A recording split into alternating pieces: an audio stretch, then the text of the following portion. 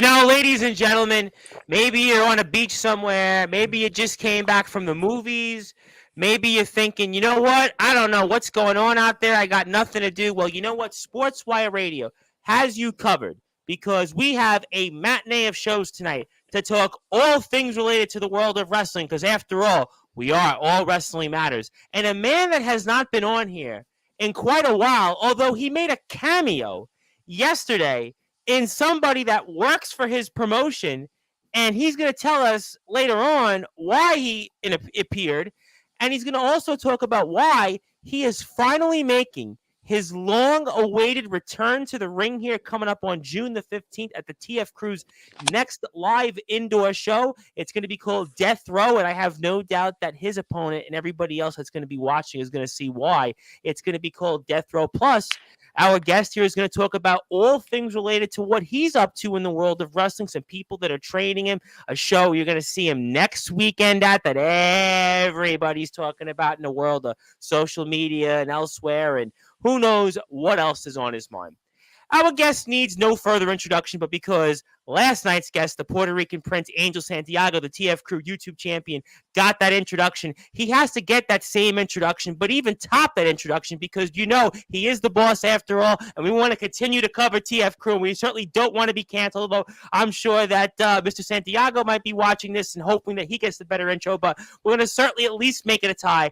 But ladies and gentlemen, it is time to get to that introduction, a man that we are proud to call a friend, a man we are proud to support his company, so let's get right to it. So with that,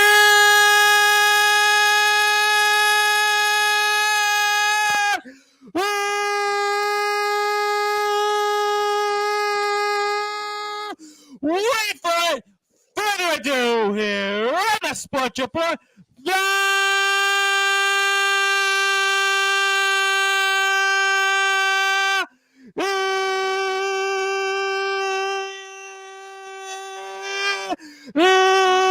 for the road, number one,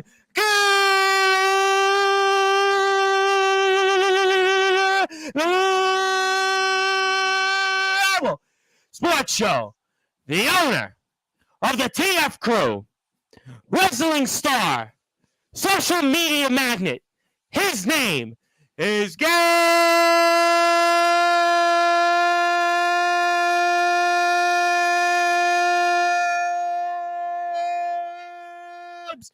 Sayers.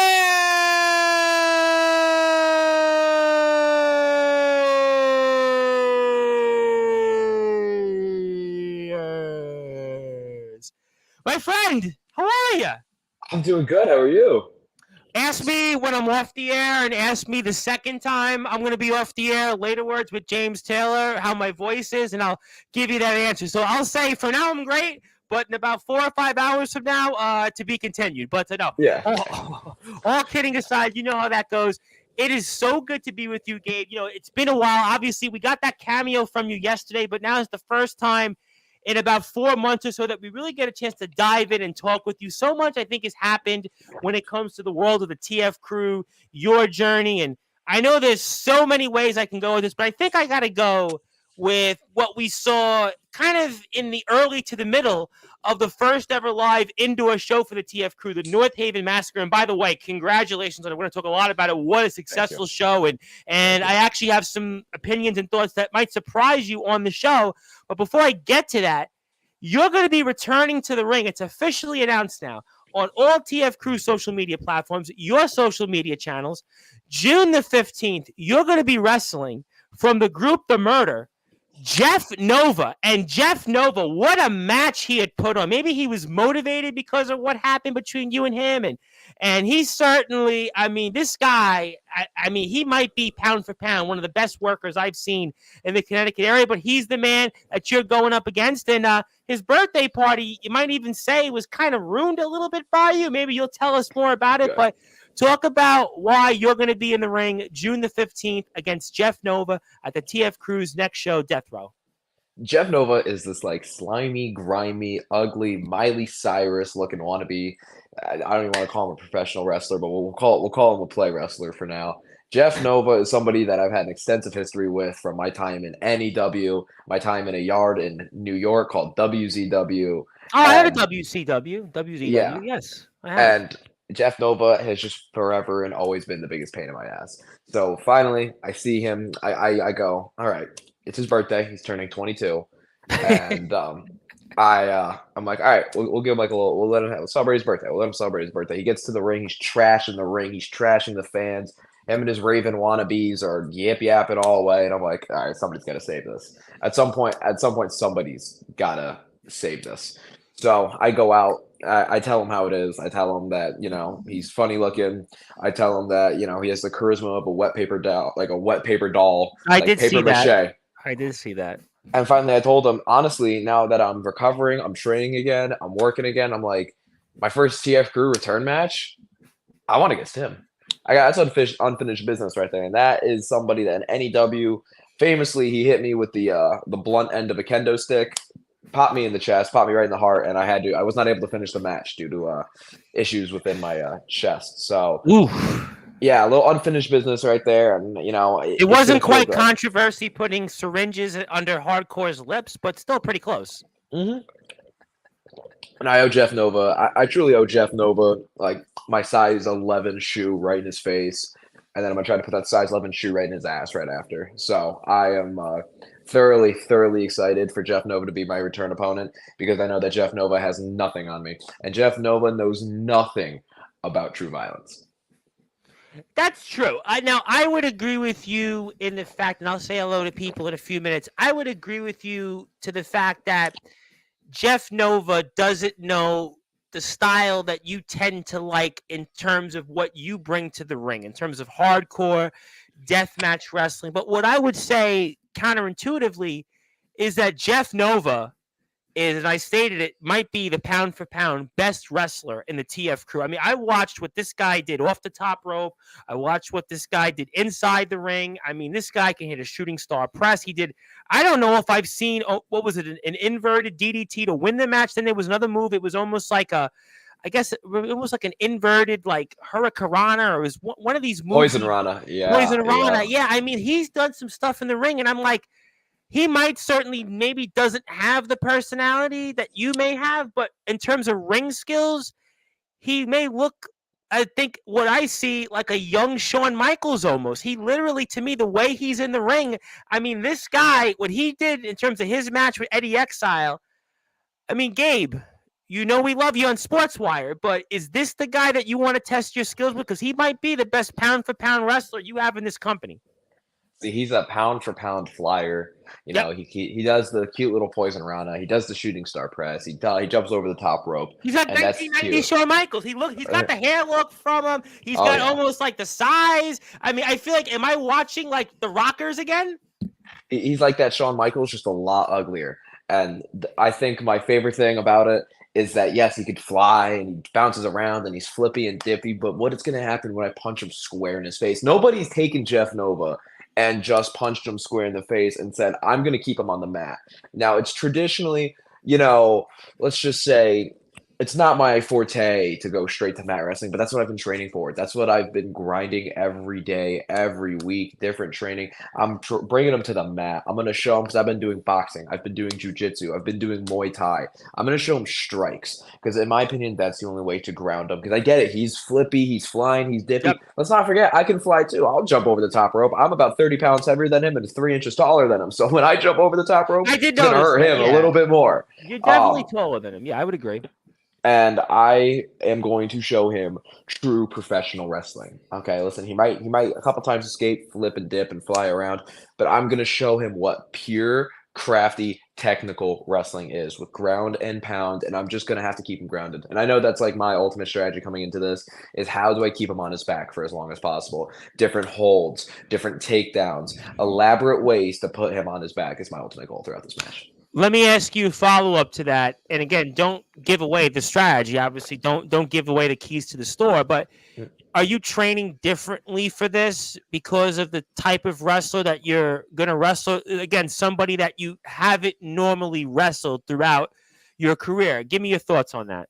Absolutely, absolutely. It's like the difference between wrestling when I had a 3-match series against Mikey Anarchy and to now wrestling Jeff Nova. There's a different game plan. Oh, major difference. Absolutely. A couple 100-pound different game plan. And I have been unfortunate enough to have to wrestle Jeff now 4 times in my career, a tag match, 2 singles, and a triple threat. It's been I know what he does. I know all the cues. He gives the thing with Jeff is if you watch him, he gives everything that he's doing away. You always know what he's doing because he gives it away in the little bits of movement that he does. And that's where he doesn't realize that I'm going to take advantage. Because now that I've wrestled him this many times, I'm going to see, I know what he wants. And he has a one-track mind. So whatever he wants in that moment, he's going to try to do everything to get. And if I know exactly if he wants a suplex here, I know exactly if he wants a splash here, I know exactly what he's going to want. And I'm going to use that. I'm going to use that stubbornness that he has to his advantage. I'm going to outsmart him. I'm going to outplay him.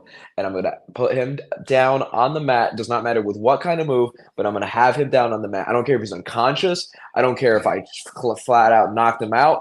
Hell, I don't care if I stuck him with like a little tranquilizer. I don't care. He's going to be out on that canvas for at least 3 seconds while I pin his shoulders down. Or hell, the ref will, dangle his arm a couple times and they will announce my name as the winner. What did Santiago use against Obey? Holy water. So, I mean, Holy water. In the TF crew, I mean, listen, all bets are off. But let me ask you another question because you've wrestled him before.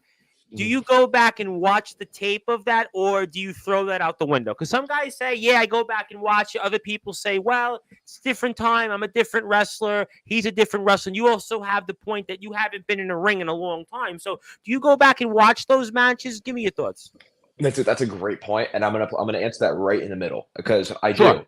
But I focus on what he's doing because at the end of the day, he hasn't taken a break. He's been going nonstop. So yes, he's evolved and gotten better, but it's not like he's had a chance to stop and completely rethink his style. So I'm watching him. I'm not watching myself because I know I'm going to be a completely different wrestler, but I'm watching him because I know that even if he is a similar enough wrestler, I can take advantage of something like that, and I could use that advantage to take control of him throughout this match.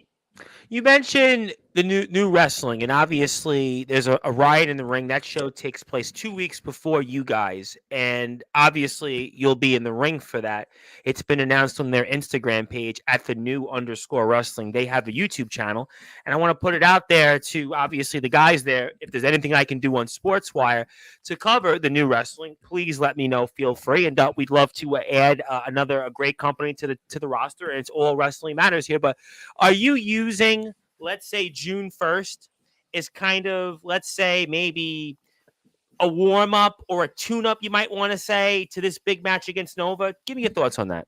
It's a fantastic way to put it. And I am super blessed to be back with NEW. That's actually where I faced Jeff all those 4 times in NEW, and I'm really there to honestly prove it to myself that I can do. That's a big mission within cardio and endurance. Sure. And I was lucky enough to realize that one of his murder buddies, Richie the Madman, was also announced to that tournament. I did see that, by the way. I did see that. I would love to send a message early to Jeff Nova a couple weeks before Death Row. Send him a little message and show Jeff Nova by absolutely crippling and humbling his little leader in the murder.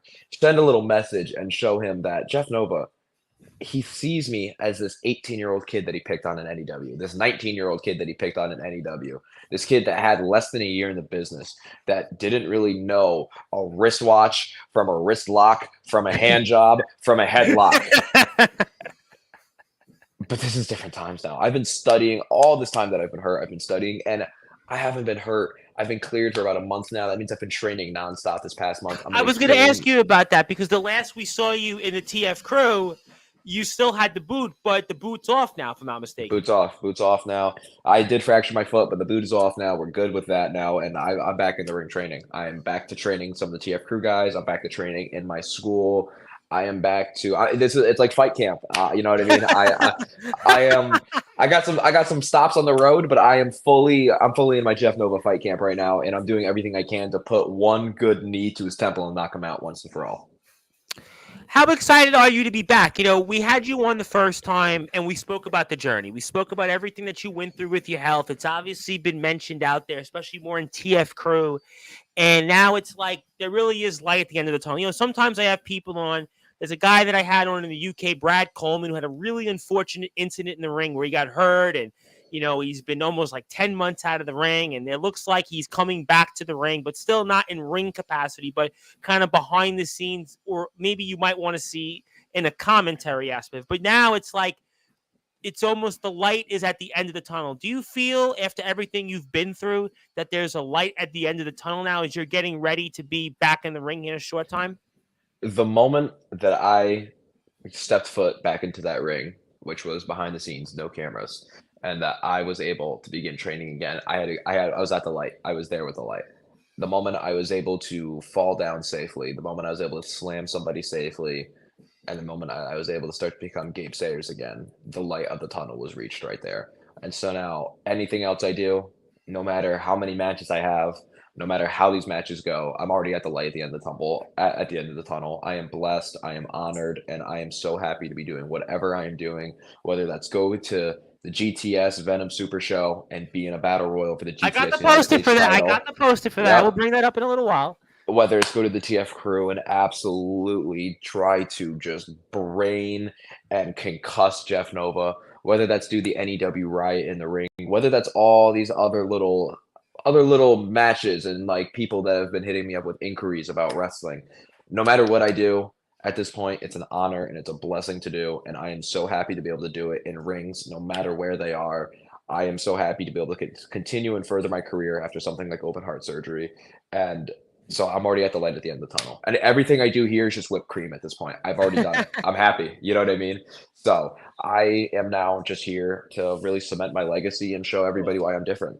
Show everybody why. Well, we're going to actually give you something in a few minutes. I want to present to you something, but we'll hang on for a moment before that. But let me ask you this question. I've asked this to people before that, let's say, have been athletes. They were basketball players, they were baseball players. They hadn't been on the mound or on the court, and they come back after a long layoff. And then, I asked them, well, what's it like to step out there? Or during COVID, I had a lot of British professional wrestlers come on, and COVID really sidetracked them more than it was here. And it took them, in some cases, like 18 months to be back in the ring. I would ask them, have you thought about the first moment you step out there in the ring? And I probably asked you this before. I mean, somebody can probably fact check me, but now that we're closer away, I'll ask it maybe in a different context. Let's say June 1st and the 15th. If those are the places where you're going to formally have a match, I know we have the Battle Royal. That's to me still different. But when you step out there in that ring in June, will there be nerves? Will there be a moment you take a step back and maybe have a moment of silence and kind of think of where you were or close your eyes? Walk me through that. That is a great way to put it. I was lucky enough to have that moment on the TF Crew Massacre show where I confronted Jeff to, get those initial butterflies out, to hear my music, to go walk out there. I was lucky enough to be able to get some of those butterflies out. But now, as coming into these big live shows, no matter where they are going to be, whether it's ones that we've announced, haven't announced, etc., I will take a moment backstage. I will thank everybody for who I am here. I will thank just everybody that helped me get me where I am right now. But then the moment I walk through that curtain, it's business. I'm going to come out. I'm going to be who Gabe Sayers is. And Gabe Sayers is a heart stopper. I'm the new breed of underground. I'm a man with a death wish. I'm going to go out there and be Gabe Sayers. So I'm going out there. I'm going to be big. I'm flamboyant. I'm excited. I'm angry. Maybe I'm a little bit of an asshole too. I'll be the first one to admit it. But I'm going to go out there and I'm going to do what I have to do to cement myself and to show people who I am, because I don't care who anyone else is. I care about who I am. And what I'm going to do is I'm going to show people who I am. Well, listen, in wrestling, you got to have some type of an attitude. You got to be some way of an a-hole, because in this sport, it's such a dog-eat-dog sport.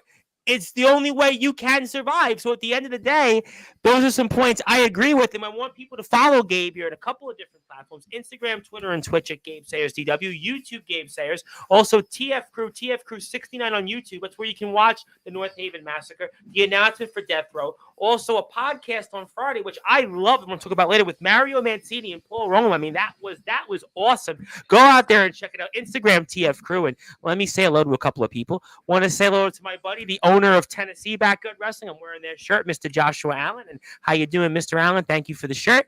My buddy Ethan Sorensen. How you guys doing today? I'll come back to the questions about toughest opponent because we still have a lot to talk about in the current Ethan. But thank you for that. Want to say hello to my buddy, Mr. Darkron, out there in the state of Ohio. They have a thing called Summer Bash, July 5th to July 7th. You probably heard about it. Who knows? Maybe you'll see him there in Bremen, Ohio. How you doing, Darkron? Thank you for tuning in.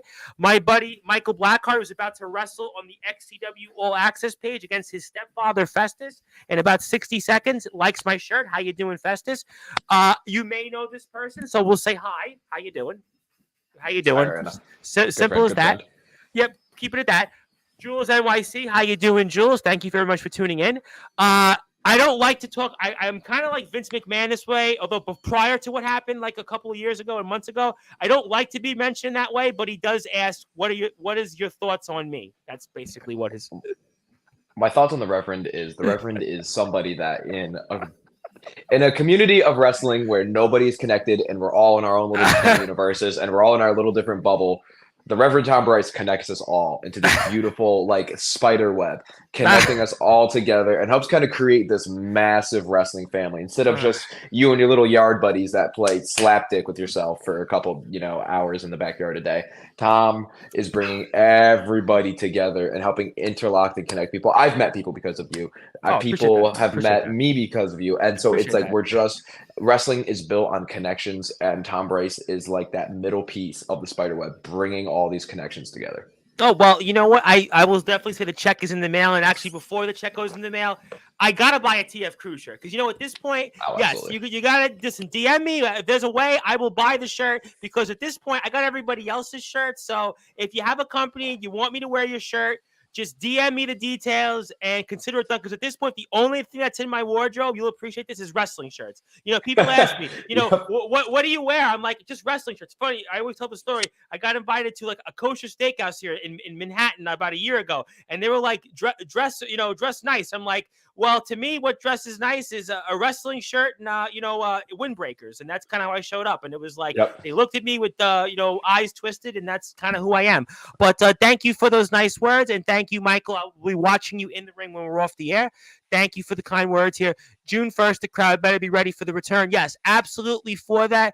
No question. We look forward to all those things. I'll come back to Jeff Nova, but I want to talk about the show as a whole, the North Haven Massacre. And it's gotten, I think we're like 12 or 1,300 views. I lost count. It'll probably even be like more views by the next time you come back on. But talk about now that the show has been in the rearview mirror. It's now been, I think, 5 or 6 weeks since the show actually ended. What was that like? And maybe how much have you reflected on the success of the show since it took place? So I think one of my favorite parts about the show as a whole was that it was not supposed to be where it was. The PAPW facility where I trained was not the original venue or location. It was supposed to be a weapons factory, if I recall correctly. I think it was an old weapons factory. And I think I think Obey actually came on here with the weapon to kind of honor that, which they kind of been using that story for like months on Sportswire now. Yeah. That I'm sorry about that. I did like the old weapons factory better, with all due respect to the PAPW. I think it sounded so much cooler to say an old weapons factory. I agree, and we unfortunately got booted out of there about 3 days before the show.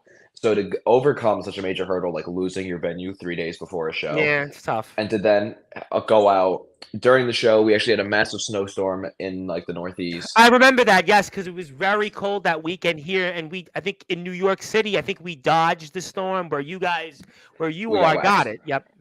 So we lost talent, we lost fans, we lost just about everybody. We lost a good amount of people that were supposed to show up to that show, and for us to still go as hard as we did on that show, it speaks to everybody's hard work, from the staff, from the rookie wrestlers to the actual wrestlers to the managers to everybody who had a piece and part of that show, even the fans just showing up that were making noise.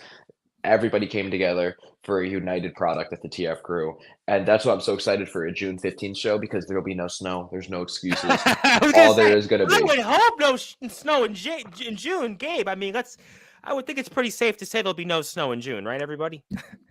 I hope so. God, I hope so. I don't trust Connecticut. Connecticut weather, I don't trust. You never I, know. I lived in Connecticut for a summer, and my uncle is I said this to you the first time when the is from Greenwich. So I mean, I've heard the Mm-hmm. stories, so I'm well acquainted.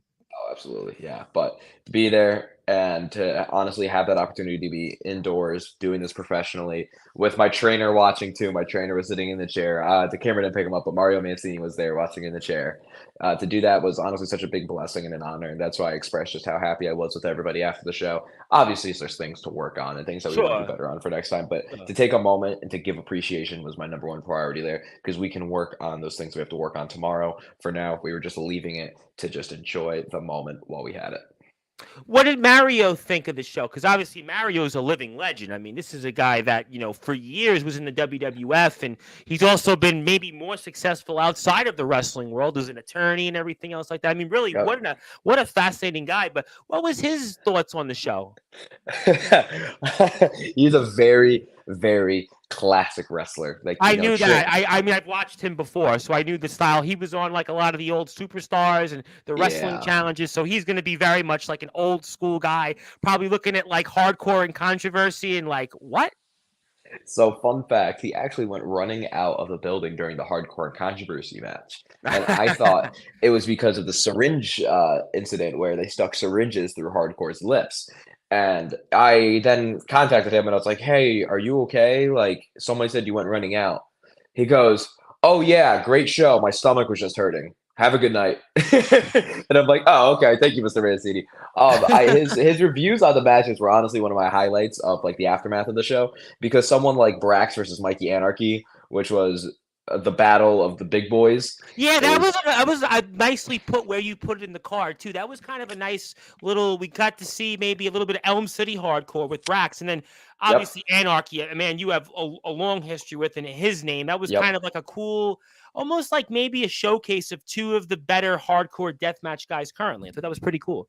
Yeah, that was who could which big boy who ate the Big Mac prior could outslap each other, which Mario Mancini actually really enjoyed, which I was shocked. He was like, "That's something I would actually consider putting on my card." And I like to hear Mario Mancini say that. I was like, Wow. "Wow, right? Wow, that's crazy. That's something."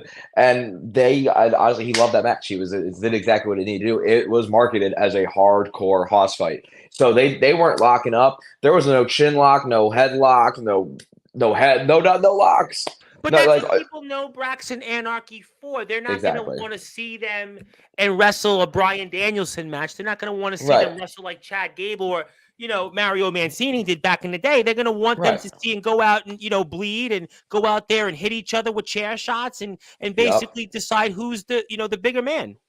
Yep. That was exactly. And that was like my favorite part about it is that he was able to appreciate that and enjoy that. We were able to get the blood off the concrete. That made him really happy. Shout out to hydrogen peroxide. And then I'll take a match like Jeff versus Eddie, which I love that match Oh my God! as much as I hate Jeff. I love the match. I thought the tag title match was great. I thought Hmm. was the 6-man before Yeah. you came out, and I thought that the Exile and Nova match. I mean, my goodness, and that's not even talking about which I'm going to say for a little while. Santiago and Obey. I mean, you really, I think as the card went on, the matches in a way they got like It's better like and better this. and better. Yeah, Yeah. It exactly. was.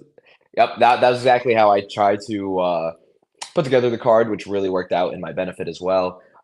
As much as I hate Jeff Nova, that Jeff Nova and Eddie Exile match was great. We both enjoyed it. Mario hated it. Mario, Why did he hate that match for? Why? he puts his hand on my shoulder. Too spotty. Didn't like the spots. Yeah, that's a good way to put it. Yeah, he puts his hand on my shoulder. We're actually he because he left the show before that match actually got to come on, so he rewatched it on YouTube because he wanted to see it, and he puts his hand on my shoulder. He stopped the entire class. We're literally training. We have the entire like school training here. He stops the class and he goes on, and there was so many. You should have been pinned here, and that move was too big. And yeah, it was a little bit. He goes, they're too flippy, and it's a little bit too modern. And then, but he finished off his entire rant by going, "But I'm just an old man. What do I know?" And sits back down. And I was like, all right, at least he can appreciate that. Maybe that wasn't the '80s style, but that is more of a modern professional wrestling style. But that was really cool to see him just really actually enjoy a lot of these matches. And first thing he said to me when I talked to him after the show was, "Well, that was a lot better than I thought it would be." And I was like, "Thank you, Mario." Thank you, Mario. I guess when you heard that, did you think the same? I mean, you talked about some of the things that happened that were out of your control. The snowstorm, people couldn't get there, the venue being changed. I mean, did that change how you thought about it or going into it thought about it in a different way? No, I knew the talent that was on that show, and I knew the talent that was in that building, and I knew that I would get a good product because I know how hard that talent works. I'm gonna shout out a guy like Christopher Black real quick. Christopher Yep. Black is one of the tag team champions right now. Christopher Black has no true like formal training. If you we had someone went up to Christopher Black, oh, who are you trained by? He goes, oh, Gabe Sayers. Christopher Black is somebody who has worked so hard to perfect his craft and to move himself out of that like just purely backyard conversation and move himself into that professional conversation. And so watching Christopher Black for days on end before the event, training his ass off in that ring to get ready for that tag title match, it was really something where I'm like, this guy wants it. This guy wants it. And then to say that I trained him, I was like, oh, my little ego is getting popped right now from this one too. But it's with the talent that we had on the show, I absolutely knew we were going to get a great product. Like Doc Holliday versus Gangsta X is something I'll shout out. There's just so many like little moments of that match that I adored because Doc Holliday is just such a personality in himself. And so watching Doc Holliday and Gangsta X, I knew that they would give me something fun. The tag title match, I knew I'd get something fun because the Murder, as much as again I don't like them, they are But good that was kind of wrestlers. but that match was, I don't want to say it was weird, but it was almost like one of those matches where I don't know who you cheer for. You know what I'm saying? Like that was the That's the one match thing, that was yeah, kind of like one of those like it's like two heels teams almost. Like I don't yeah. know. Had you thought of it in that way? I did, and I also appreciate like Lucas and Carlos, the tag team champions, for leaning into the crowd on that one. They did Clever kind of get the finish, crowd and behind it them. was a clever finish, by the way. Yep, they really got the crowd behind them.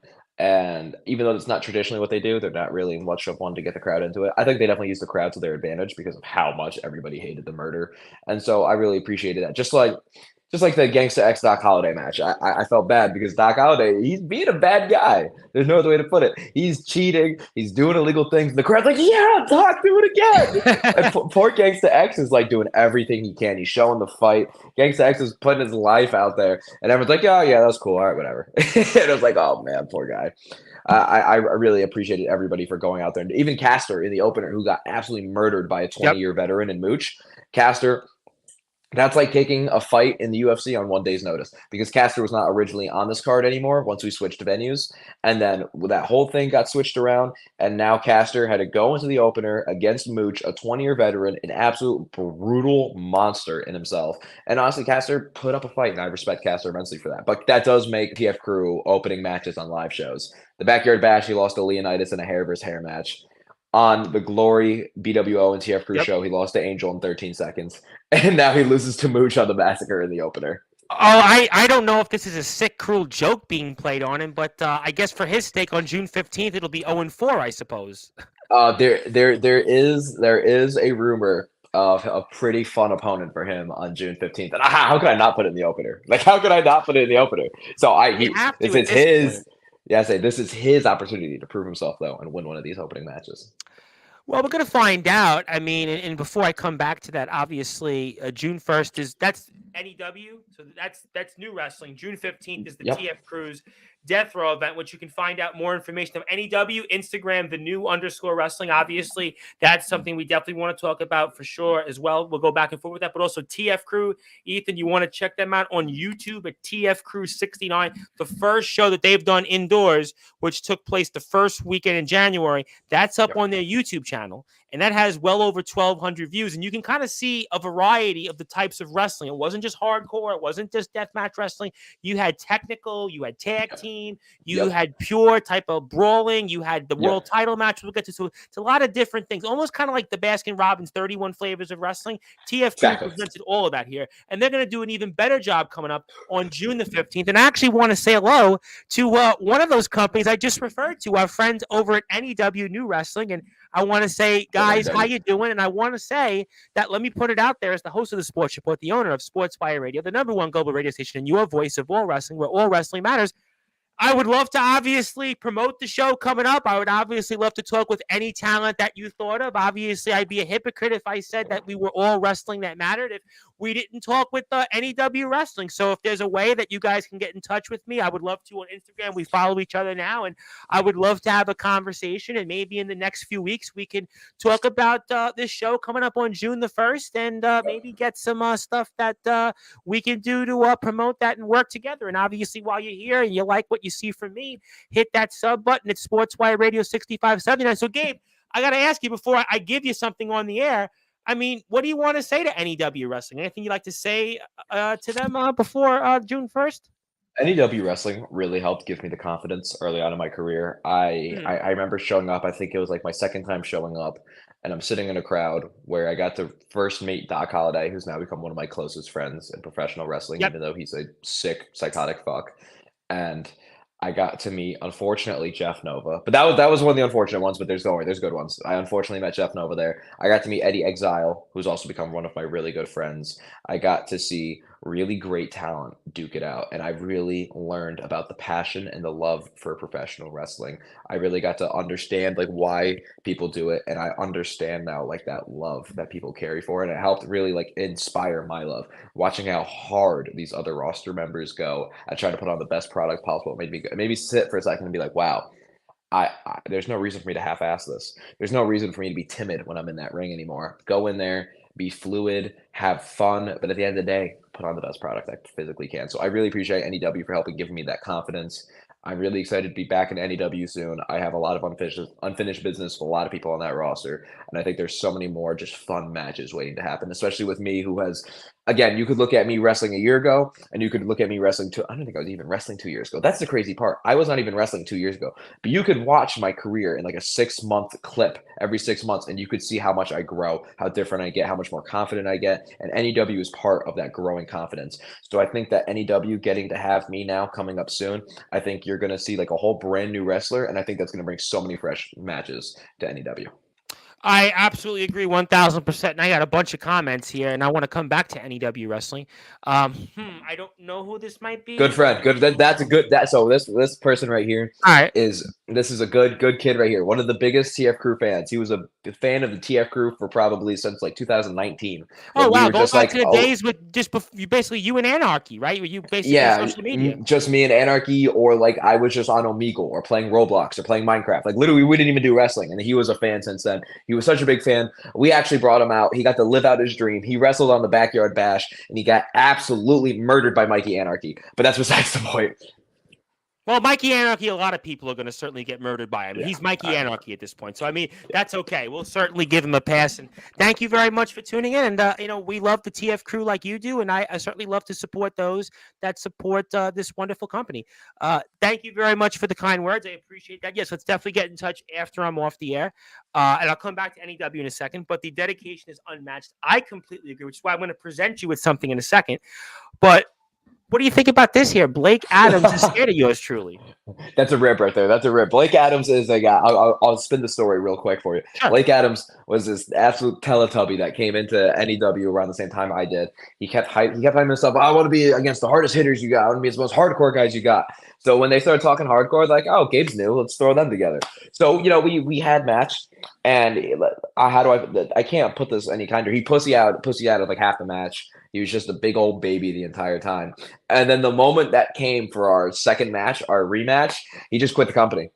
And you think, well, Gabe, did you hurt him? Did you hit him too hard? No, because no one else has quit after I wrestled him in NEW or any other damn company. He's just a big old baby. And he quit because he wanted to go pro training, and then quit pro training after 2 weeks. I've heard this story before. I've heard this in other companies where guys say, I'm done. I don't like the way I was hit. I'm going to go to a school. I'm going to go to train pro. And then what winds up happening is usually the story ends with, they don't go pro. It's just exactly kind of the story. I mean, I've heard this at least 7 times already in the last 6 months. So it's kind of part of the course. So, I mean, I hope it works out. But obviously, I'd love to talk about some of the current people on the roster. And I think we can definitely work upon that. But, Gabe, obviously, before I get to some plugs and talk about some other things that you're learning on, since I've got people here on Sportswire, obviously, to have you back. And, Angel Santiago is here. We're going to get to him in a few minutes, but, we presented him with something. And I think, Gabe, for all that you've done for this sport, for all that you've done for us here on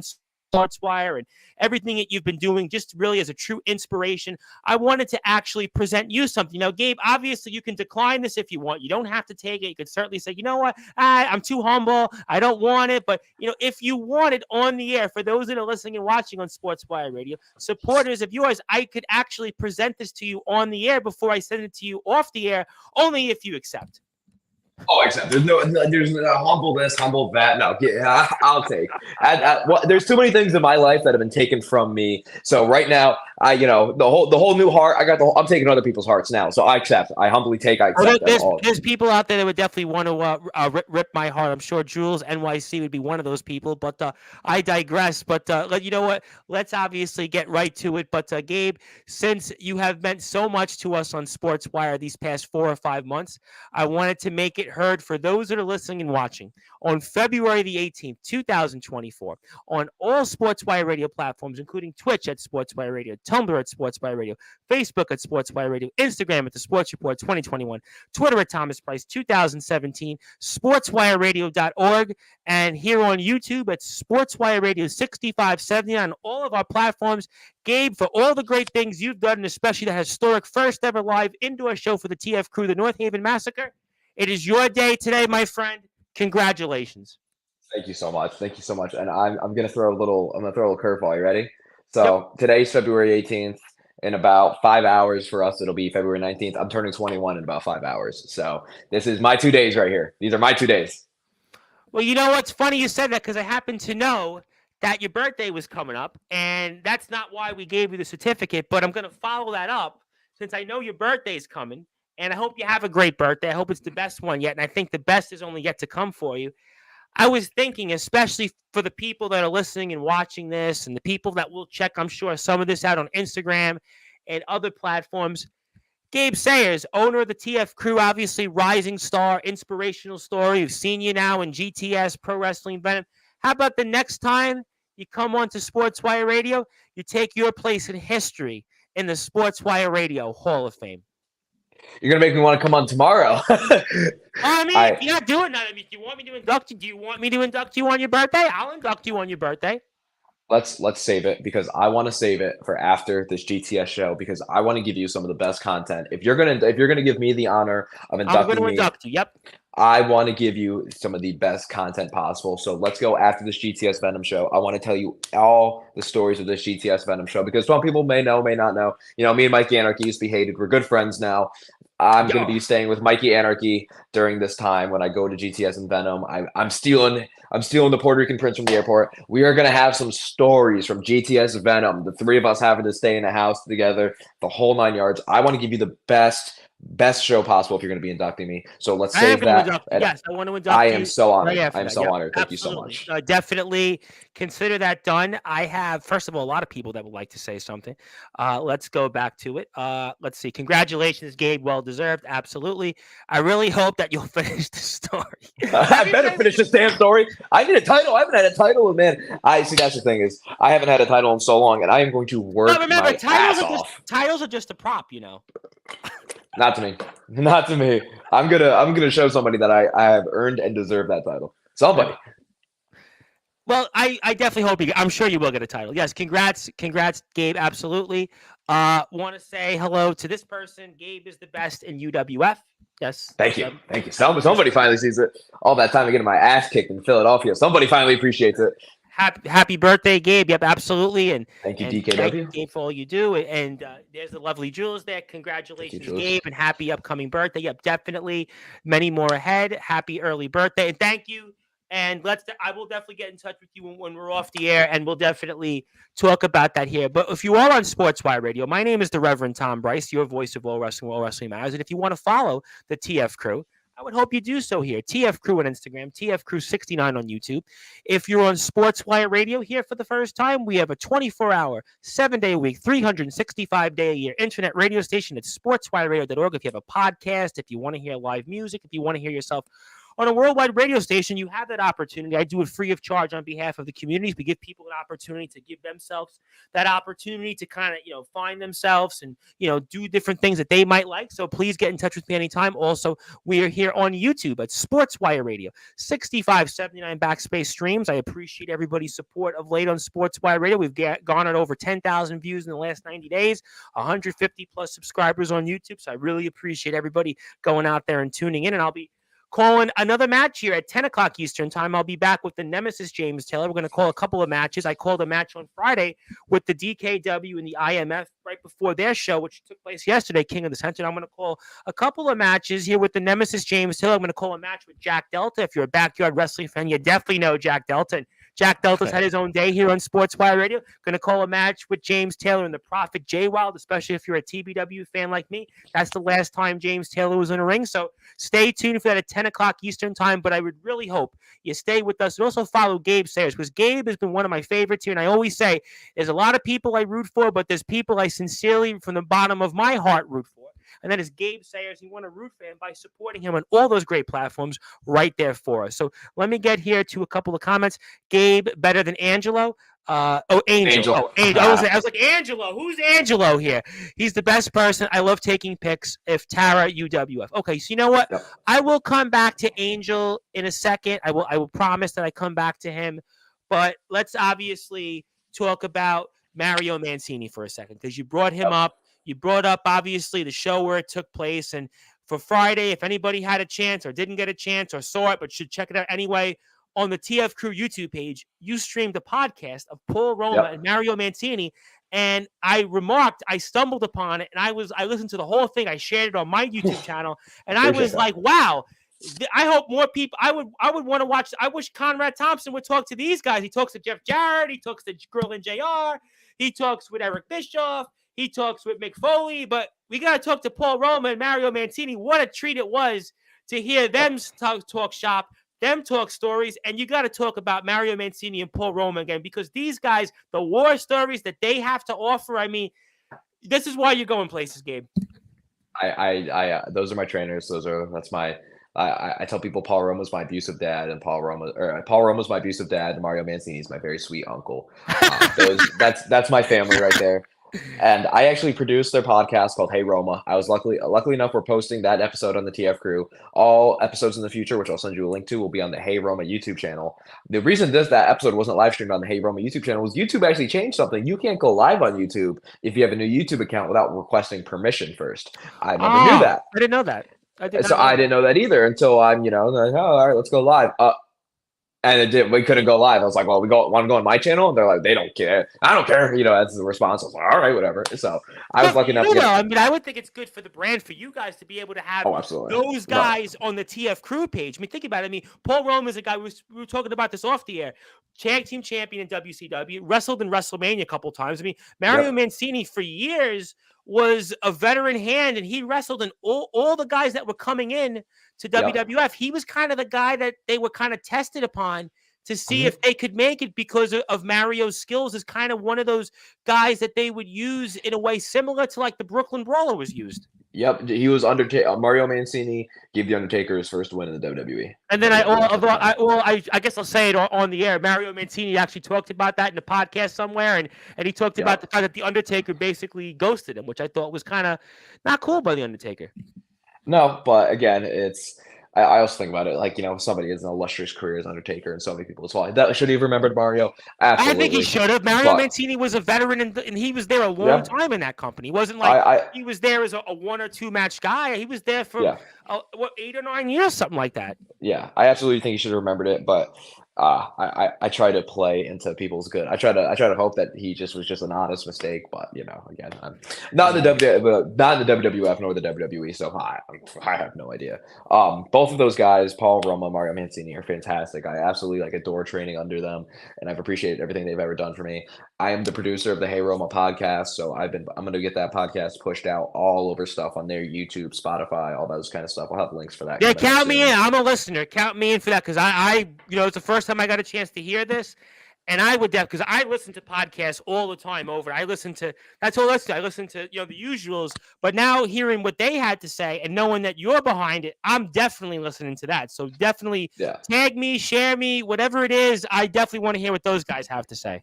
I absolutely adore it. And they threw me a little shout out at the end of the podcast, which is real sweet of them. I did see that. And they were like, he's that funny kid. He does that weird deathmatch backyard bullshit. And he says something along the lines of that. But we love him, and we're trying to fix them. And I was like, thank you. There we go. There. Little zing with a little sweet.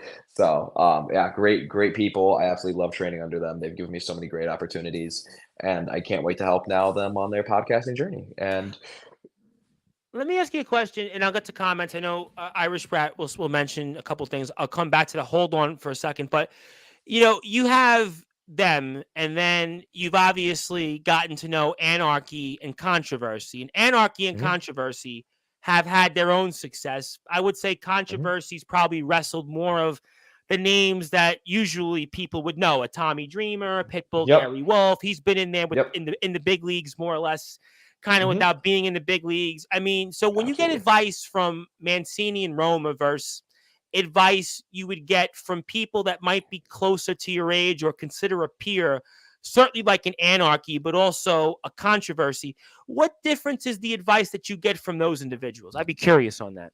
That's a fantastic question. I think that what Paul Roma and Mario Mancini both realize is they both realize that this is a more modern wrestling world than they're used to. So they're still going to offer advice, but they also understand that their advice may not always work in these modern wrestling situations. They give me fantastic advice in the ring, which I really appreciate. And it's stuff that I'm really excited to show people within my craft in the ring, that I can honestly work more of that classic style modernly. That's my goal, is to show that I do this classic style, but in a modern way. And so they give me a lot of advice on like what I should do in the ring, and timing and planning and sequencing in the ring.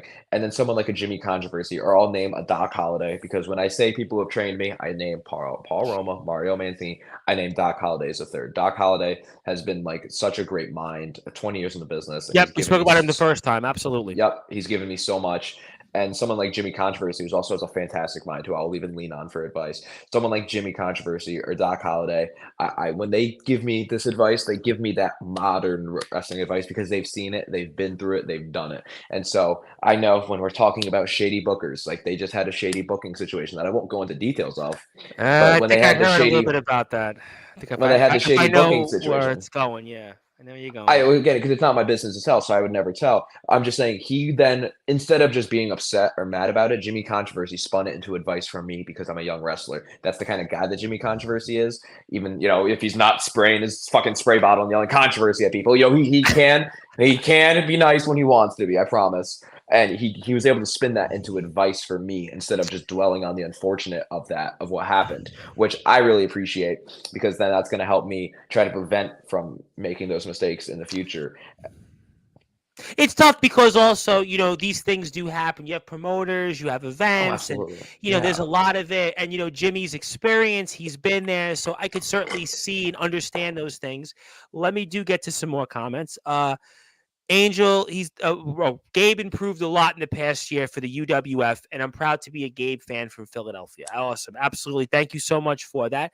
Okay, so obviously let's then talk about coming up next weekend, which Angel spoke a little bit, which to me, this is kind of like, it's weird because we're going to now talk about Angel Santiago, the Puerto Rican prince, because I guess you guys are okay. I heard Angel's side of the story. You kind of came in and talked a little bit about some different things, and I actually want to present the poster on the screen because, well, shout out to Jimmy Controversy because he gave yours truly the poster, and obviously you know how much we love Jimmy here on Sportswire. So Jimmy basically, he's one of our all-time favorites, even in a short amount of time, but it's going to be, obviously, Angel's going to be on Team Venom against Team GTS. You're going to be in this battle royal coming up. So, I mean, what are you expecting TV? We've seen you in different ways of late, but it's a big deal, I think, anytime you're on a show that's live, especially when you hear the company name GTS. I mean, this is the seventh biggest company in the world on YouTube. You're talking about a company that generated, I believe, over 2 million views on YouTube last year. So the amount of eyeballs that are going to be on you on YouTube, but also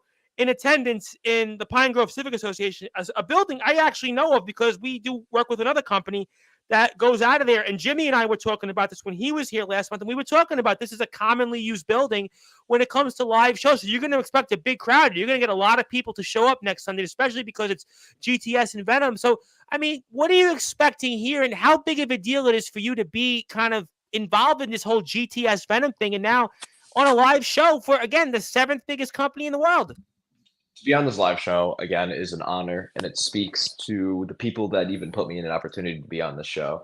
You know, when I give those shout outs, Mario Mancini, Paul Roma, Doc Holliday are obvious ones, but guys like Jimmy Controversy, who have really thrown a bone out for me, because Jimmy Controversy has never gotten to see me wrestle live. He's only met me when I was still injured, but through extensive conversation, I think he understands that, yes, I am turning 21 in a couple hours, but because I've been with such veterans in professional wrestling, that I believe I have a good grip. I on said it the professional first wrestling in time. my You're mind. way more mature than me, and I'm older than you by a lot. Not a lot, but you know what I'm saying. I mean, you blow me out of the water. I mean, so you're way behind your ears.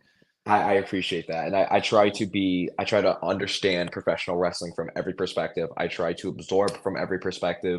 And I think being able to show Jimmy Controversy that through conversations and show him that how I understand about putting matches together and the psychology and those kind of things. And I'm not perfect. I'm not trying to just like, this is like rub one off on Gabe. He's this awesome guy.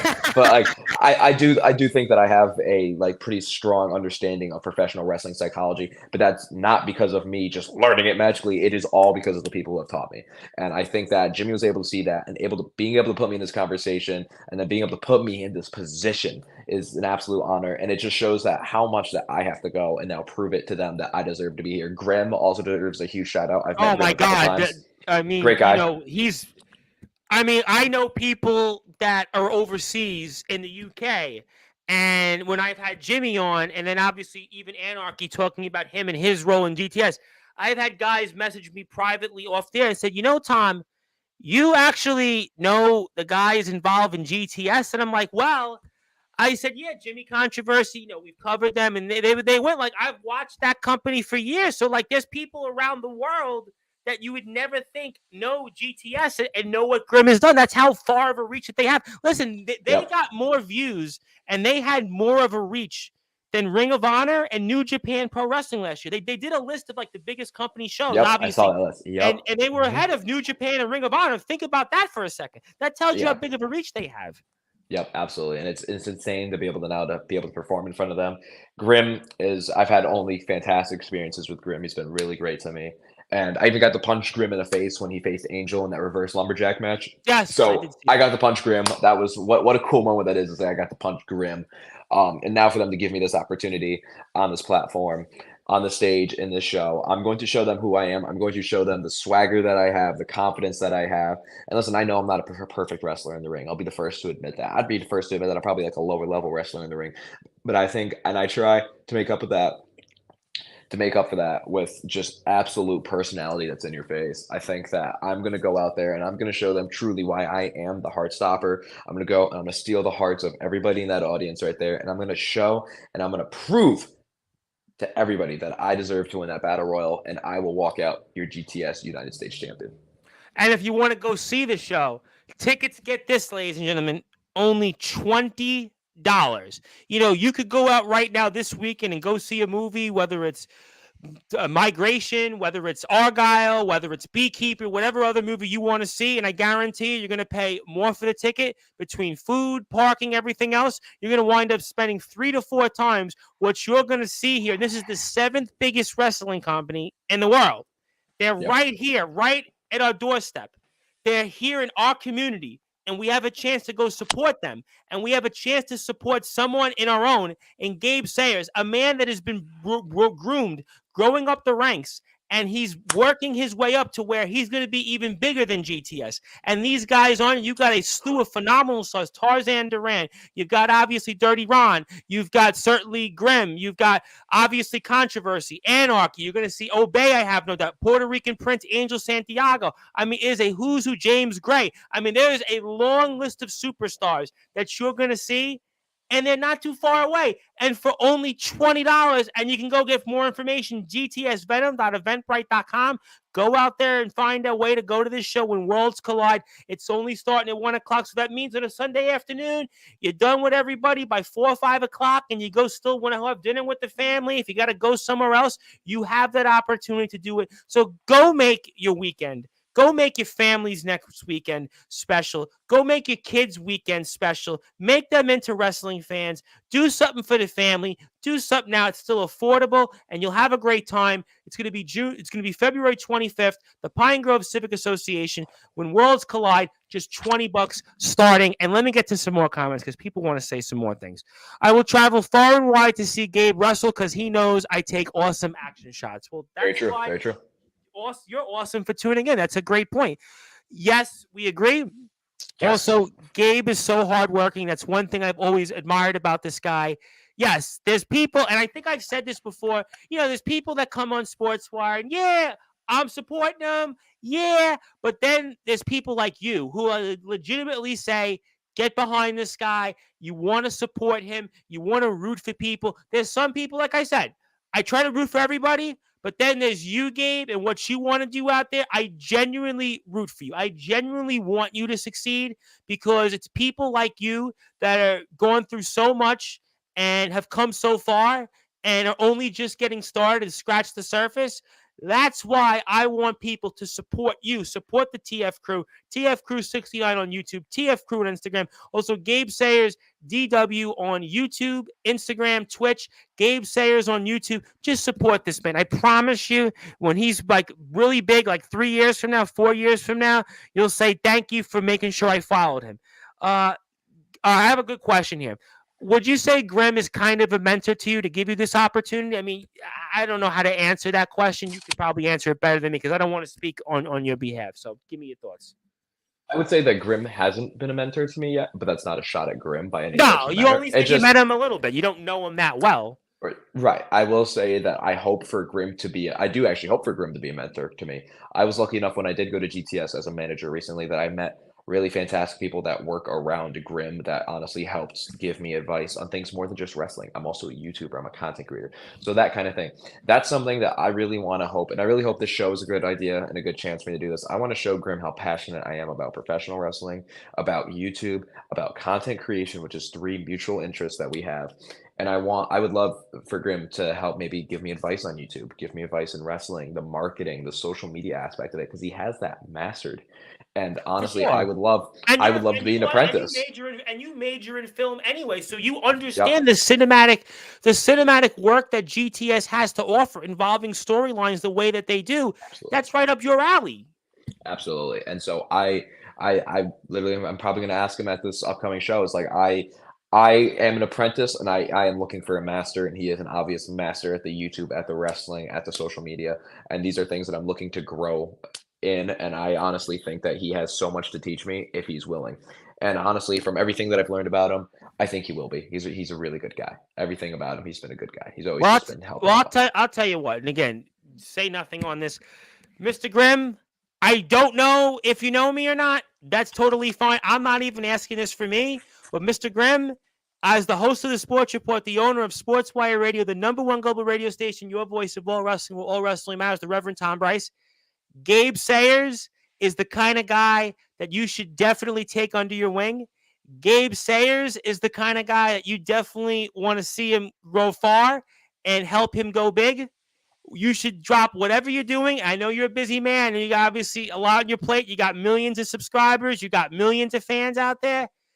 Gabe Sayers should definitely be one of those guys that you should have as one of your creative minds and help him continue to grow in his career and his journey, because I promise you that investment in the time that you'll give Mr. Sayers, you'll get 10 times back the return when Gabe Sayers is going to go to even bigger and better place, not only in the wrestling world, but even outside of the wrestling world. So again, not even anything for me.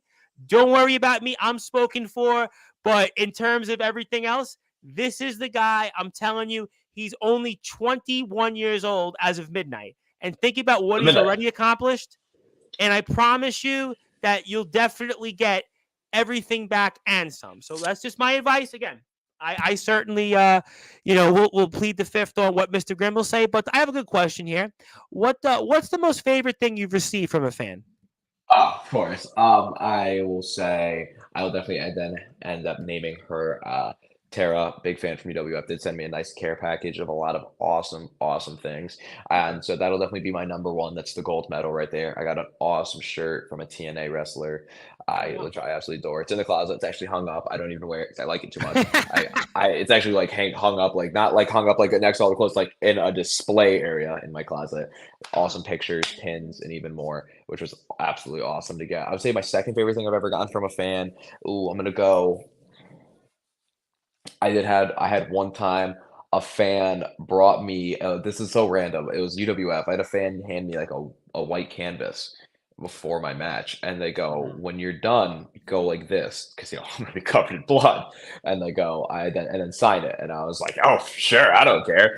So I got all messed up. Dink, sign, and that was something really cool that they have given me, and then and had me do for them, and then yeah, that'd be probably my two answers right there. Well, it's not like receiving things from fans. I speak with some guys, and I don't want to name names. And one wrestler was telling me off the air. Another underground wrestler was saying, one day he was walking alongside the road or something. You can't make this up, but it was actually true. He's walking, he's in a town, rural town, and he's walking alongside the road, and somebody goes and yells out from their car, "I know you. I watched you. I'm a fan of yours." And they had his shirt on. I mean, I speak with other people, and other wrestlers have told me different stories. That famously, one guy that we've had on from the UK would tell me that he would walk in his little town, very small town. It's a wholly different world than what it is here, and he's kind of like their John Cena. So I've heard stories from different wrestlers about what it's like with their fans. But how does that make you feel? And that you have fans that will actually go out and give you things and such.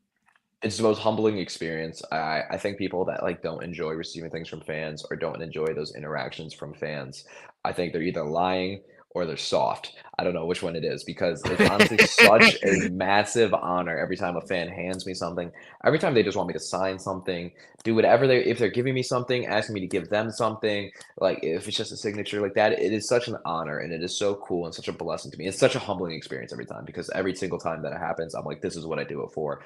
I went to a PAPW show. That's my school, Paradise Alley Yep, Pro yep, Wrestling. yep. I That I went to do. a show just to support, do some ring crew, help out. 'Cause, that's you got to give back. You got to pay your Sure. dues. And I had someone come up to me and they grabbed me by the shoulder, and it's a fan. And she goes, "Were you on GTS?" And I'm like, "Yeah." And she's like, "Wow." And like that was such just like a circle moment for me. Told you Full about circle moment. It was GTS. like, I told you. Listen, guys yeah, in the UK, British guys that I know, and I've known them for a long time, actually have said when they saw whether it was the Instagram clip with controversy or even the interview with controversy, and to a lesser extent Anarchy, they said to me, Tom, I've watched GTS. I know who controversy is. That's my point. yeah, and it's honestly such a blessing every single time that something like that happens. It's extremely humbling. And for me, it's not something where I'm like, wow, this is amazing. This is something to me where I take this, I absorb this, and I go, I need to work that much harder to make them proud now because that's another person on the list of people I need to make proud. I need to make my mom proud. My mom passed away when I was younger, huge wrestling fan. That's her name right there in my arm, Oh, Wendy. say one I got day. to make her proud. I have a lot of people in this world I need to make proud. And every time a fan comes up to me, gives me that interaction, someone like Tara, who gives me those interactions a lot, that's another person that I have to make proud now. And so that means I have to work that much harder. No, you're definitely making a lot of people proud, and you're definitely somebody we all can be proud of. There's a famous line of one of my former employees used to say in politics, but that's here nor there. In terms of, let's come now to the remaining minutes of the show, and let's save. I can't say it's the best for last, but maybe one of the more interesting for last. And the Puerto Mhm. Rican Prince, Angel Santiago. Angel Santiago, a man that is your TF Crew YouTube champion, a man that I don't know if he's got a death wish. I don't know if he and Mikey Anarchy, the man he called out at the end of the North Haven Massacre show, if it's big enough in this company for, but he seems to have this hard on against deathmatch wrestling, deathmatch wrestling, a thing that you have certainly had an appreciation for, have competed in, and a love for. And, again, we're going to see this on June 15th. And obviously they've got some history to begin with. And you've kind of got this, I don't know if we'd say frenemy relationship with him, or there's sort of, you guys are kind of on the same page right now in Venom and GTS, but you have to talk about Angel Santiago. And First of all, what we're going to expect on June 15th. And I'm going to ask you this question. Is the TF crew big enough right now, in your opinion, as the owner of the company, for Mikey Anarchy and Angel Santiago? Absolutely not. And I think that's the best part about it, is that these are two alpha dogs. These are two dogs that think they run it because Mikey was here before Angel, but Angel is the world champion. So there's two guys who think that they're the top dogs. They both think that they're the alpha, and now they're going to go fight over it. And I will give you this little mini reveal. I'm sorry, I didn't get to give you any great big reveals here. Just a little mini reveal here. Mikey Anarchy versus the Puerto Rican Prince Angel was not listed in the original graphic, but it will have a stipulation. It was noted, it was brought up within TF Crew management, the way that Angel ran away. He said all these things about Mikey, spit on him, and then he ran away from him. Yep, Syndicate were basically beating him down, and Mikey was able to obviously overcome that. And, yeah, I could see that. So at the end of the day, the Puerto Rican Prince ran away, and we can't have that happen during a main event, especially at a show as big as Death Row. So actually, I'm gonna completely throw it out. I'm gonna tell you right now, we actually do have a stipulation for it, and I'm gonna tell you that stipulation right now is a dog collar match. And Mikey Anarchy and the Puerto Rican Prince are going to be attached to be a dog collar. We did a lot of research. We haven't found a Connecticut dog collar match that we can find in the history books. The British Bulldog didn't do one in Connecticut. I know he did a bunch of them in WWF. I guess I don't believe that they were in, because the main venue they ran in Connecticut was at Mid Civic Hudson. Was that even Connecticut? Was it Hartford? Was it the center in Hartford? Yeah, we couldn't find one. We're still looking. Okay. So we'll keep it on the back, that part on the back burner for now, but I will reveal to you that the Puerto Rican Prince and Mikey Anarchy will be battling in a dog collar match at Death Row in the main event. Oh my goodness. This is a battle not only for the world title, this is a battle about the ideology of deathmatch wrestling, and finally, this is a battle of pride and respect, because Angel thinks he's this much ahead of every deathmatch wrestler in the world, and this is a time for Mikey Anarchy to prove this to the TF crew, to himself, and to the deathmatch wrestling community, and show that deathmatch wrestlers aren't just wrestlers. Okay, there's a lot to unpack here. And first of all, Angel Santiago does not like deathmatch wrestling. So we've obviously established that, and he's going to be sort of in an environment or a stipulation that he's probably not comfortable with. But you look at it in a way, Angel Santiago is your champion, right? Angel Santiago is supposed to be the person where the buck stops here with him. But I had asked him this question. Tell me your thoughts, because obviously you're the owner of the company. And I have guys come on here all the time on Sportswire, right? It doesn't matter who it is. I could go up and down a list. I could have a scorecard of people that come on the platform, right? And when it comes to TF Crew, the names that come up usually, it's never Angel Santiago. It's usually Mikey Anarchy, obviously Jimmy Controversy. Hardcore certainly comes up. You come up as an owner of the company. I would throw Jeff Nova in there for my personal taste, because I think Jeff Nova is a phenomenal talent. I know you're going to get to him at the end of the show.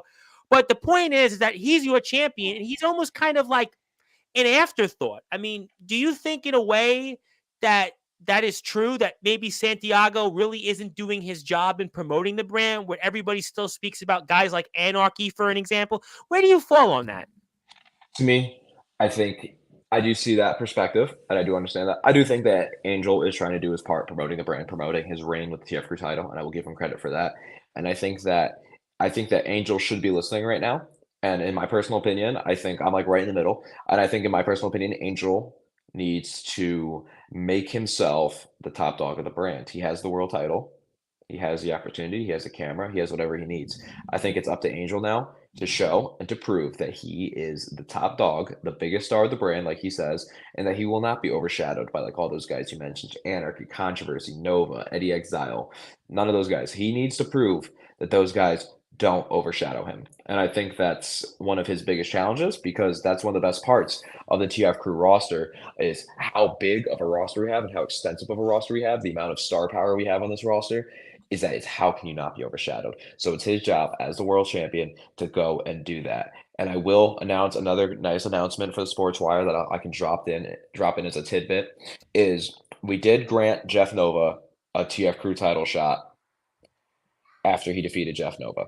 I would like to mention that Jeff Nova was granted a TF Crew title shot, and we will see that TF Crew title shot happen on the next episode of Unhinged, which should be out in about a week or two. Oh, So, excellent. So we have unhinged episodes to look forward to. I think that's something that we're yes, all going to be very excited about. So we'll see Jeff Nova, and absolutely. I'm sure the Syndicate will be on there. I'm sure Murder will Yep, be on there. I'm sure we'll yep. see a number of stars this. I'm really excited about that. But, and I'll come back to comments. I know we have a few more comments, and I appreciate that. But I want to also talk about Santiago in a different context because he's going to be a part of this celebrity boxing thing. There's a press conference on the 21st of February. And I'm curious, A, what do you think about it? And B, is this something that you think will help the company in terms of gaining further exposure? Where do you fall in all this? I'm curious.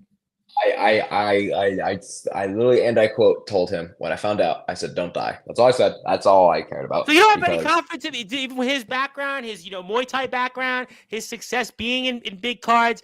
What we've seen from him. He's the number one contender for the Pro Wrestling Venom World Championship. So you feel like that this could be something that could be dangerous for him. You're saying?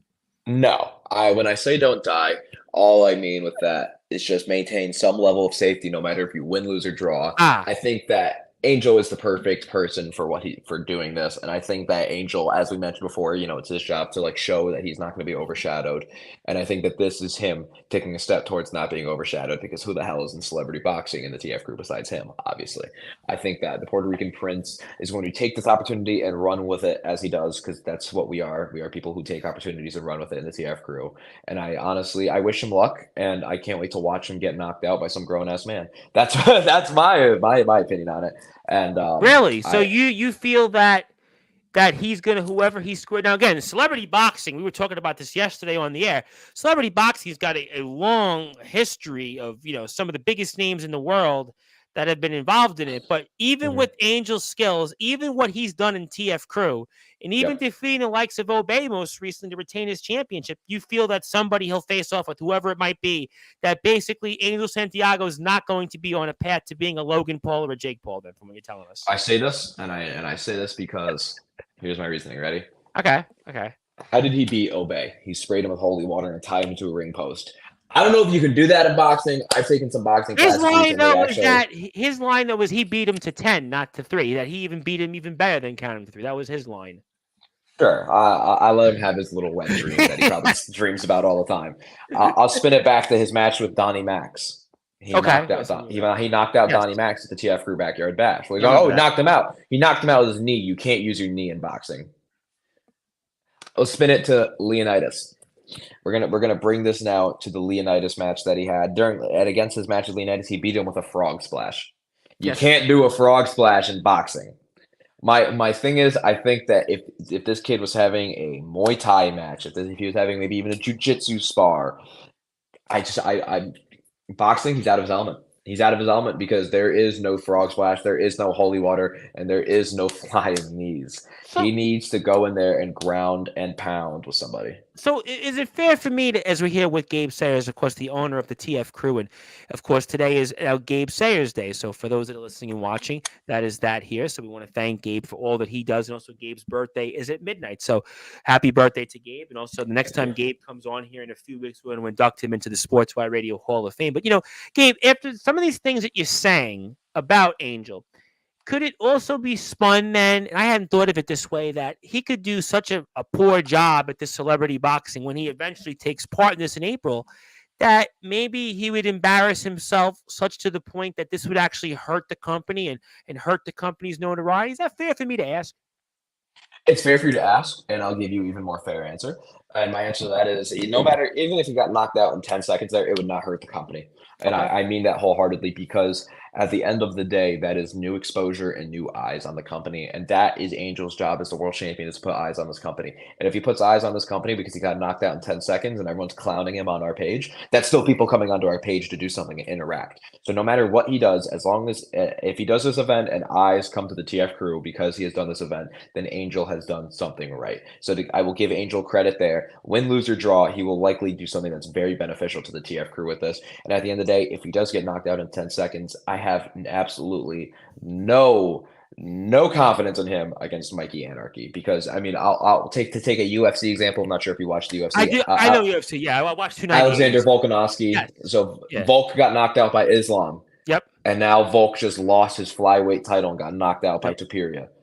Knockouts do something too. So if Angel Sure. gets clowned and knocked out at this event, I think that adds a whole nother wrinkle to the story of him and Mikey Anarchy, because how is Angel going to be able to fully train after having to deal with a major concussion that a knockout would give?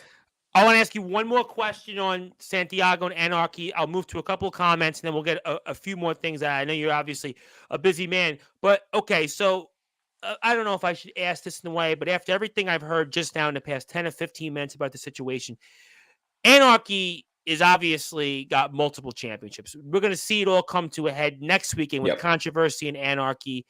But would it be fair for me to say, based on these things, and again, I know you're not rooting for anybody, despite the history that you have with Anarchy, everything else that's gone between then and now to where the company is, that Anarchy would be a champion that would fit the TF Crew brand better than Santiago because A, Anarchy's been here before, but B, I Mm-hmm. mean, Anarchy, again, despite what Santiago has said, he's the UWF World Champion, he's the GTS Intercontinental Champion, and he's been up and down this country in this scene. People know him as now an established hardcore deathmatch star. So I certainly think that people look at Anarchy and say, yeah, he's believable. He's my champion. Whereas people look at Santiago and they say, again, I like Santiago. We honored him. I think he's a tremendous talent. I think he actually has done a lot for the company. He adds something different. I like the syndicate. I think that he has an excellent, versatile background in terms of his in-ring skills. But there are some people that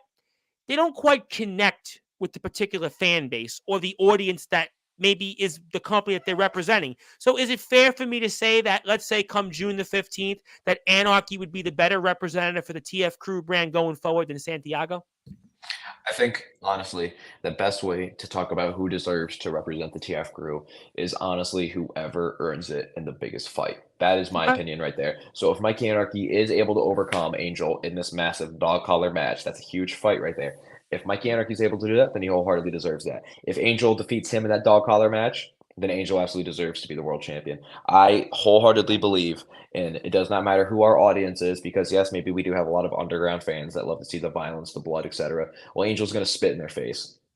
Angel doesn't care who the fans are. Angel cares about retaining his TF Crew title, and that's something I do applaud him for. He is very focused in that aspect He's of good. it. He's in great shape. I mean, there's some champions, they don't look Yeah. like champions. I was at a show Friday overseas, and we were talking about a former world champion. He basically had an oven in the belly. He looked like a world champion. Angel looks like a world champion. Angel's got, he looks the part. So I think that that's not Yeah. the issue there. So we'll certainly see what happens. I have no doubt that we'll have those guys on one more time to talk about it between now and the 15th. Mhm. But let me ask you one other question. Will we see more of controversy or hardcore in the TF Crew in the future? Absolutely. Those are both members of the TF Crew roster. Those are both great guys that I have great relationships with. Hardcore is like a deathmatch mentor to me. He's like a I love deathmatch hardcore. dad I to me. love what he brings to the table for you Oh guys. my God, what a guy he is. He's just so friendly.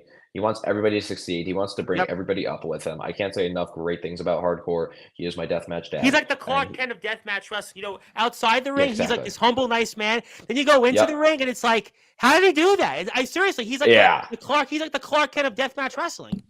Absolutely. Absolutely could not agree more. And I think that Hardcore is somebody that honestly has his sights set on the TF Crew world title, because at the end of the day, I could not tell you the last time I've seen Hardcore hold a world title. And I I think we think spoke that about that on the air with him. I don't think he's been a world champion in his career. I don't think he has. so it being how far he is into his career, I think he's definitely looking to push towards this TF Crew world title. And I think that is probably one of the best things about the TF Crew is in a lot of companies you have a set low card, mid card, high card that you can kind of identify and just see immediately. TF Crew, we try to blur the lines a little bit here, just a little bit. Obviously, there is some Caster got knocked out in 15 seconds. I love Caster, but We I don't spoke think about that Caster's 0 gonna 3 go. in openers.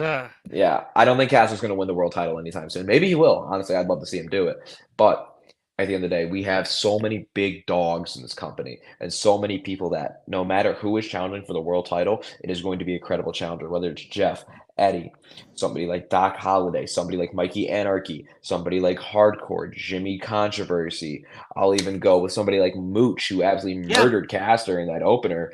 And I'll even spin it back to somebody like that either of the tag team champions. I People, a was lot of gonna people say Lucas forget Brightsue and Christopher Black. I mean, that's a great point. That's a great point. that people forget Christopher Black was the TF Crew champion at one point, the Yep. TF Crew world champion. Christopher Yep. Black is the first TF Crew wrestler to be a one-time tag and a one-time world champion.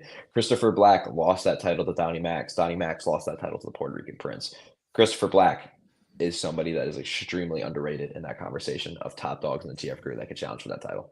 Oh, how can we forget about Obey too? I know he just challenged for it, but that doesn't mean that he's not going to get tied up next time. You know what I mean? Lots of great challenges. Well, Obey, I think, is everybody's watching him, and I think Obey to me is almost like the wild card, not only the TF Crew but of this sport. I mean, because you never know with him, so he's always in the picture. So to me, that's a foregone conclusion. Obey and what he's done already, I have no doubt that they're all in here. But before I come back to Mr.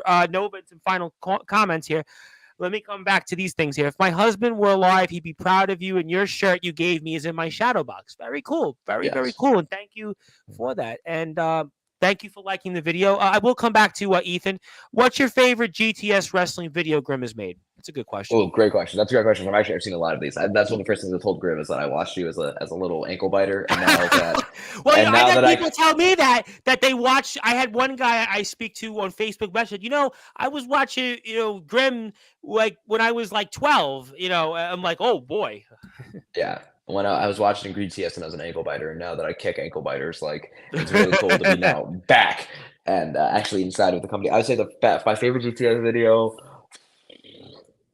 There's a lot because there's just so many funny moments.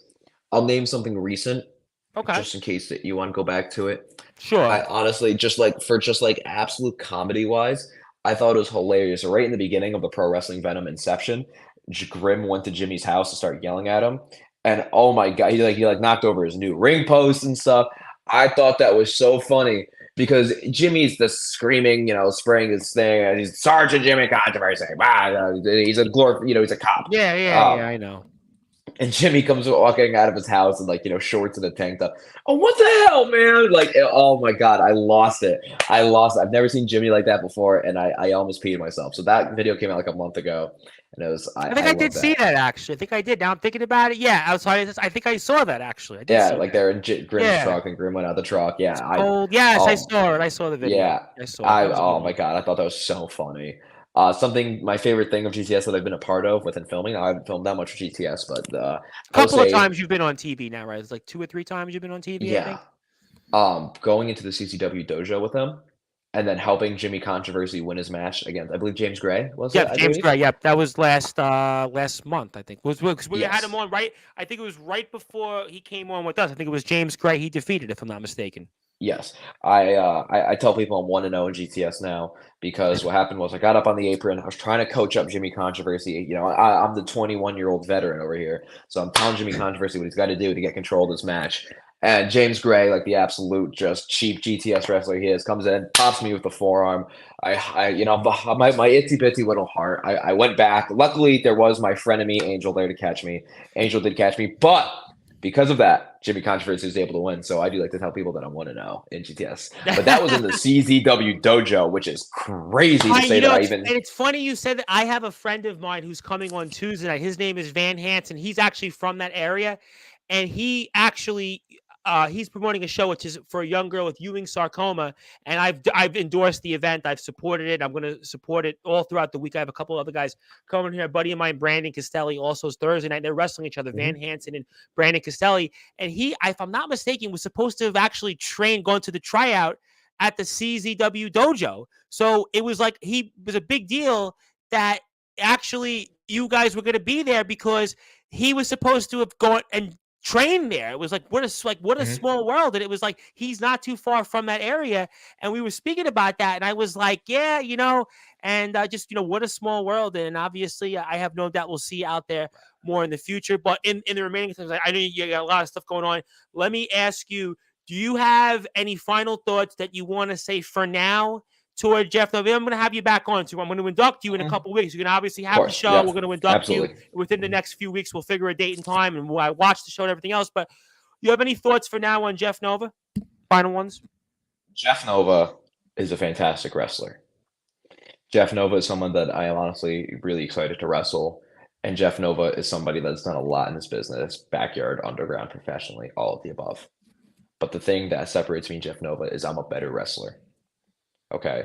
I know that what my skill set is, I know what his skill set is, and I know that I'm here to show everybody that I'm here to take the hearts of everybody in the audience. I'm here to show Jeff Nova. I'm here to prove to him, myself, everybody in the audience, everybody watching. I'm here to prove to people that I am also a top wrestler. And I honestly feel bad that Jeff Nova has to be that person that I have to prove myself against. But so be it. That is the card he dealt. That is what happens when you lay your hands on me in my company, when I gave you a little birthday bash. And so now, Jeff Nova, I'm going to give you something that you've never experienced before. Like I said before, I think I said this to Angel. What runs through my veins, what I run on is adrenaline, defiance, and finally violence. And I am so excited to be able to show the professional wrestling world that again. And I honestly feel bad for Jeff Nova, who has to be the victim of that. Jeff Nova is a scumbag, a cheater, and a loser, and I can't wait to show everybody that. We're going to certainly find out here June the 15th, coming up, the TF Crew's next live indoor show. It's going to be called Death Row, and I have no doubt that it's going to be a death row-like situation between Gabe Sayers making his return to the ring, although he returns 2 weeks earlier that for our friends over at NEW Wrestling on June the 1st in Massachusetts. But obviously, TF Crew's next live indoor show will be him and Jeff Nova, and not to be confused with Obey and Mikey Anarchy's kind of group there they have in GTS and in Venom. It's, I think, with Hatred by Despair or, Hatred of display. Oh, yeah. But we'll obviously leave that to those guys. But I know one thing also in between before we sign off, TF Crew 69 on YouTube. You can catch the North Haven Massacre, but also any shows upcoming between now and the 15th for Unhinged. You can watch all of those shows. Definitely check them out because that's going to kind of be your guide and template to what we can expect further on between now and Death Row. And I also want to put it out there. Merchandise, you count me in. I'm going to buy a shirt. If there's a way, let me know, and we'll take care of that. I definitely want to support you. Want to wear the shirt. I'm impressed. I kind of like you rocking that TF Crew shirt. I was like, you know what? I'm wearing everybody else's shirt. He's got the black. All I do is wear black shirts. We got to definitely join that in the roster to wear. But obviously, I want to wish you a happy birthday. I want to thank you so for much. all that you've done in this sport, making it all wrestling matters. And I want to give you the floor. And I want to give you some closing thoughts. Anything else you want to plug, share, or say, my friend, the floor is most certainly yours. You can fire away. I'm going to throw this to IMF and DKW, I believe. DKW, right? Yep. To make sure I got that one right. I've heard there's a lot of grumblings about this upcoming event. I'm just make that call. Make the call. Make the call. So you're telling me they haven't called you? They have. There's actually been extensive discussion. Okay. But I have even offered to bring people because as much as my shitty car that's going to go pick up the Puerto Rican prince from the airport, it runs. I know. And there's one way to get me somewhere right now in wrestling is just pay my travel there. Okay. And so if I can travel, if I can get just enough to get gas there, I will be there at the Summer Bash. And I also extend that shout to every company. I have a graphic coming soon expressing that I am now taking bookings once again. All it takes to come see Gabe Sayers is just get me there. That's all. No matter how we get me there, just get me there. That's the only thing. Now, and I get it. It is like the traditional thing of, you have to, pay your way, pay your dues and things like that. And I'm working to pay my dues. I will wholeheartedly be the first one to admit I'm not done paying my dues. I'm still paying my dues. But as a broke college student, all I ask is if you want to see me and you want me on your show, just to help me get there. That's all I ask because I'm a broke college student who can barely afford food and my own college expenses. I went through it in college. I could tell it to you firsthand. When I was in school in New York City, it was basically like my parents were like, I remember getting my student loan and it wasn't much. So my student loan, I don't even have a student loan anymore, but I remember my student loan, I didn't have a bank account at the time and I would hand my parents over the student loan. Can I please have it back? And it was like, I had to fight every week just to get $20. And this is like 15 years ago. So I can imagine now it's even worse. So I could certainly sympathize with being a college student and obviously the cost of tuition, the cost of food, and to be able to go out on your own, it's very expensive and timely. So if I was the promoter, now certainly my bank account, Although some people joke I'm as rich as Vince McMahon, not quite. I'm not quite rich as Mr. McMahon, but thankfully I wouldn't want to be in the same sentence as Mr. McMahon. But I would certainly say, yes, I am certainly a man that has more than a few dollars. Money I would certainly pay your way. But obviously that's something that they have to figure out there in Bremen, Ohio, whether it's DKW, IMF, that if they can find a way, and I would hope that there's a way to be able to get you out there for sure, 1,000%. Absolutely. I'll go. I'll go anywhere. I was like, literally, you gotta help me get me there. That's all. Okay. I will go anywhere. And the best part is if you help me get there, I'll pack my car full of my buddies who will also wrestle. And then you get not just the Gabe Sayers, you will get my mentor, maybe Doc Holliday. Maybe I'll pull that little prickly Puerto Rican kid Angel by the ear, throw him in the car. Maybe I'll roll up to the Denny's. No, Gabe, you get me fired up to start a promotion because I'm the kind of guy that could afford to start a promotion. Right? You get me fired up. I roll up to the Waffle House. I honk my horn a couple times. Mike the Anarchy come waddling out. Like, I'll collect my Avengers. Just get us there. That's all I ask. Well, you know what? I tell you what. I hope that the guys out there, obviously we love the guys in the IMF Soldier and Omen and his show, but also Darkon and Matthew Forsaken. Let's make it happen. Let's get everybody out there. If you have a chance, you can help Gabe and everybody else out there. Do it because this guy also, he has given so much of his life in a short amount of time to this sport. I always believe in supporting those that support us. And I believe Gabe is somebody that let's get him out there. From Ohio to Connecticut, it's certainly manageable. Let's find a way. He's going to help the event. If you're going to be out there and watching it or you're going to be supporting it through here on Sportswire, make it happen. Go support this man. And if you want to support him, there's many ways you can do so here before we sign off. As usual, on Instagram, you can check him out on Twitter and Twitch at Gabe Sayers DW, YouTube at Gabe Sayers. And if you want to support the TF Crew, you can do that here on Instagram, TF Crew, YouTube, TF Crew 69. Support this man. And one more time before we sign off, it is his day here on February the 18th on all of our platforms. It is Gabe Sayers Day for everything that he has done to contribute to this sport of wrestling and what he will continue to do for this sport of wrestling. And I promise you, next time he's going to come on here in a few short weeks,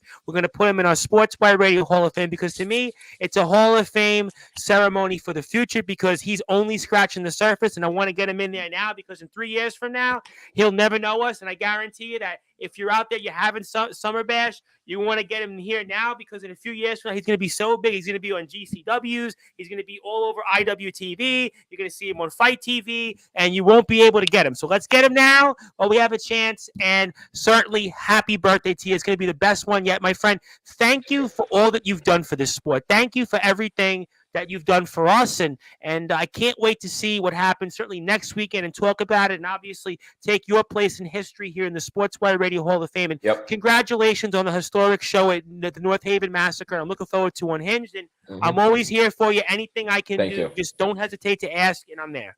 I appreciate it. No matter if I'm in a warehouse, no matter if I'm in a backyard, no matter if I'm main eventing Madison Square Garden, you can't get me out of Sportswire. So don't think that no matter where I go, no matter what kind of contract I can sign, I can fiddle my way. Well, I think you'll see me around Sportswire. If it makes you feel better, I'll say it on there because Jimmy's cool with me saying this. I'm friends with a guy, Dean Allmark, who's a really big deal in British wrestling. I love Dean. I followed him for years. He's actually... I'm trying to be humble when I say this. He's a personal friend of mine. So I've been trying to get a match between him and Jimmy Controversy, and Dean's kind of on the shelf. Sort of on the shelf. He's actually training at a school right now. He's going back to he's done some training, but the hope would be at some point either this year or next year that Dean and Jimmy will have a match. And I've obviously kind of been the middleman of that because Mr. Allmark is as a listener of ours, and he's a friend of mine. So we've actually been trying to make that happen there. So I really do appreciate your kind words. And I'll let Mr. Allmark know that you're a fan. I'll also mention who your trainers are because I'll guarantee that Mr. Allmark, he'll know Mancini. I don't know how much he'll know Mancini, but he'll definitely know Roma. I guarantee you he'll know Paul Roma. So I'll make sure I mention it to Allmark, and maybe one day you'll wrestle Dean because Dean was going to retire this year, but now he's decided that he's staying in the business till he can't do it anymore. So I will mention Dean Allmark to you. So you know what? If you can't do Summer Bash, maybe Dean Allmark would be a far better alternative. Exactly. Hey, I'm just saying, I did open my calendar for Summer Bash because there has been those I want talks. you to be at Summer Bash. I think Summer Bash is going to be great. I know a lot of people are excited about it. We're covering it. So I personally want to see that you work with Soldier and Omen and Forsaken Oh and yeah. Khan, but Yeah. it's finances. I don't if it's me, it's my promotion.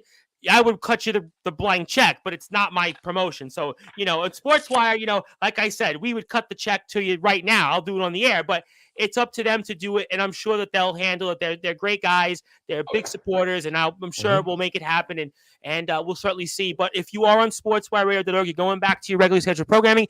If you're on Twitch, YouTube, and Twitter, I want to thank you for tuning in. I will be back here in a little after 10 o'clock with James Taylor. I'm going to call a couple more matches, and I'll be back here tomorrow with Sugar Ray Taylor of CCW. He's going to have his match to honor our very good friend, the fallen hero, Mr. Sean Duffy, against Jam Dog. I'm going to be back here with Van Hansen Tuesday, Chris Aruda Monday night. Wednesday, I'm here with Dustin Hart of CCW. Thursday, Brandon Castelli. But until then, good morning, good afternoon, good evening, wherever you are, on the number one global radio station that is Sportswire Radio, where all wrestling matters. Thank you.